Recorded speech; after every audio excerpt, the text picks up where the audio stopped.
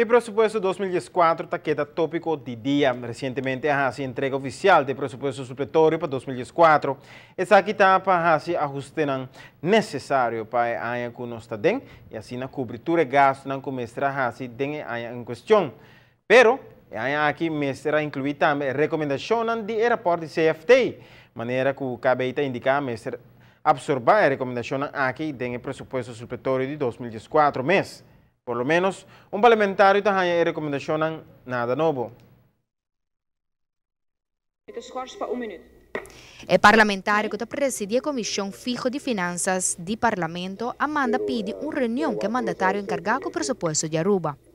Nós invitar o ministro de Finanças AUE, den a Comissão Fijo aqui para nós por começar a informação ng DJ. E a informação aqui depois nós lo usamos em uma reunião pública que está pendente, que já nossa fração a pedir para nós poder um debate no parlamento, ribatur e findings, sugerência que vem diante da comissão que faz investigação aqui e também nós podemos compreender que já o ministro de Finanças, governo, a entregar o presupuesto supletorio. Se me interessa, se man passar na Raad van Advies, que lo toma processo de 2 para 3 semanas, depois que está claro, governo lo contestar a sugerência de Raad van Advies e nós espera o begroting supletorio aqui, promete que o fim de luna aqui, para nós poder tratar de luna de novembro. Evidente tanto o governo de Aruba absorver a recomendação e sugerência ng hasid ng rapport de CFT. Para parlamentários, aqui não está uma surpresa. Turta coisa que tanto governo está acaba quando nós discutimos em begroting 2014, ora nós discutimos aqui.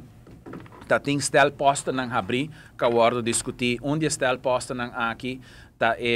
fundo de AFA 170 milhões, como este guardo hincado em AFA para nós por papia de pension funds para nós benidero que lota saludável e não lo tem problema mais. Esse outro tá 23 milhões se minota gera de AZV. Essa aqui também tá algo que se nós por atrata a lei acaba que tá pending qual tá health funds nós não lo tem problema aqui e tem 18 milhões que está na diferente costas que falta também ainda, mas de corto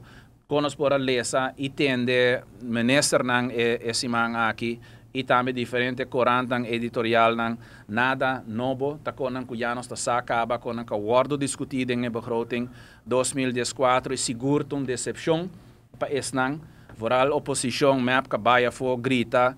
lo qual cita acto com mestre tene cautela kune segundo Damers de conduta de líder de fração gel a Bimberg abisa que te hasta CFT nang apidi para CFT então sei seguro algo de lamentável so se bota by Holanda anto by puntra CFT também para bem investigar nos companhia nang estatal e bota proclamar bota papia tur dia tur anya de autonomia